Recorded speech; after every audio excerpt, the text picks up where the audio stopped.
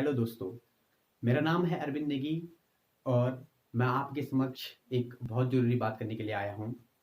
जैसा कि आप सबको पता है कि आजकल हम कोरोना महामारी के इस पूरे संकट को झेल रहे हैं और अगर हम इस संकट को भूल भी जाएँ, तो कुछ लोग हमारे आस-पास कुछ आपको ऐसे लोग मिलेंगे, जो ताउम्र अपनी ज़िंदगी के साथ खिलवाड़ करते रहते हैं।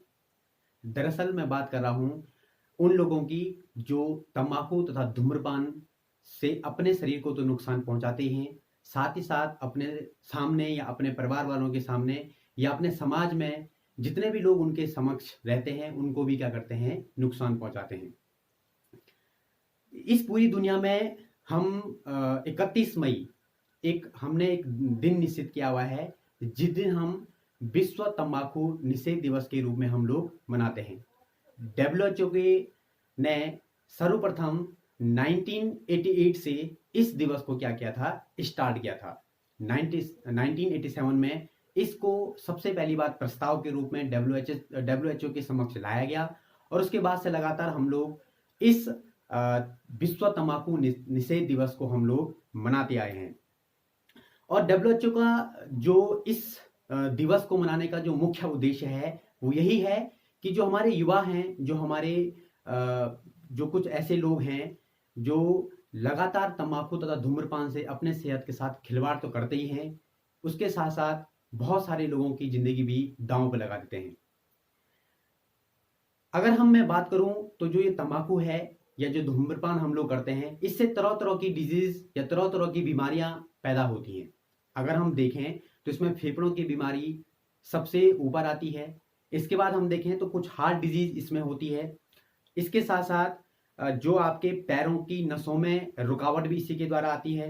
दिल का दौरा या दिमाग का दौरा भी इसी से हम लोगों को पड़ जाता है। और कैंसर, जो आज की डेट में आप लोगों को पता होगा कि एक भयावह बीमारी है, इसका कोई इलाज नहीं है और ये कैंसर भी इसी धूम्रपान व तंबाकू की ही देन है। अगर मैं डब्ल्यूएचओ की बात करूं तो 25 तरह की शारीरिक बीमारी तो इस धूम्रपान और तंबाकू से हमको होती ही है, लेकिन 40 प्रकार के अलग-अलग प्रकार के हमको कैंसर भी इससे हमको होते हैं। तो आप समझ सकते हैं कि तंबाकू तथा धूम्रपान कितना भयावह है। इसके साथ-साथ अगर हम देखें तो पूरे विश्व में एक साल के अंतर्गत 70 लाख लोगों की जो मृत्यु होती है, वो इसी तंबाकू तथा धूम्रपान से संबंधित बीमारियों के तहत होती है। और हम पूरे हिंदुस्तान की बात करें तो पूरे हिंदुस्तान में एक दिन में लगभग 2500 से ज़्यादा जो मौतें होती हैं, वो केवल धूम्रपान व तंबाकू से ही होती हैं। तो आप समझ सकते हैं कि धूम्रपान तथा तंबाकू कितना खतरनाक हमारी सेहत के लिए हो सकता है। इसके बाद अगर मैं बात करूं तो हमको अपनी पूरी जिंदगी में कुछ संकल्प हमें ऐसे लेने पड़ते हैं बेटा, ये जो हमारी जिंदगी को बदल सकते हैं। इनमें से एक संकल्प ये भी है कि आप आज से और इसी दिन से ये आप लोग संकल्प कर सकते हैं कि आप कभी भी अपने जीवन में तंबाकू तथा धूम्रपान का सेवन कभी नहीं करोगे। डब्ल्यूएचओ के अगर हम माने तो हर वर्ष डब्ल्यूएचओ इस तंबाकू निषेध दिवस के लिए एक अलग से थीम प्रस्तुत करता है और जो इस साल जो थीम डब्ल्यूएचओ ने दी है, वो युवाओं पे केंद्रित है, क्योंकि आपको पता है कि युवा इस देश का भविष्य है। इस देश की जो पूरी बागडोर है, अब भविष्य में हमारे युवाओं के पास ही आनी है, आप लोगों के पास आनी है। अगर आप लोग अपना जो लक्ष्य है इस तंबाकू धूम्रपान इसकी तरफ अगर मोड़ दोगे तो ये जीवन कहाँ जाएगा, किधर जाएगा, ये देश किधर की तरफ जाएगा, हम कुछ नहीं सोच सकते। इसलिए डब्ल्यूएचओ ने युवाओं को केंद्रित में रखते हुए इस बार थीम को रखा है कि युवाओं को इंडस्ट्री के बहकावे से बचाते हुए उन्हें तंबाकू और निकोटीन का उपयोग करने से रोकना है। क्योंकि आपको पता है कि युवा जो बड़े एक्टर होते हैं या जो इंडस्ट्रीज होती हैं अलग-अलग, उनसे ज़्यादा इंस्पायर होते हैं, ठीक है? और कई लोग या कई जानकार या कई जो ऐसे बुद्धिजीवी वर्ग होते हैं या जाने-माने सेलिब्रिटीज ऐसे होते हैं कि उनको देखते हुए हमारे जो युवा वर्ग साथी जो होते हैं, वो तंबाकू तथा धूम्रपान की तरफ बढ़ चलते हैं।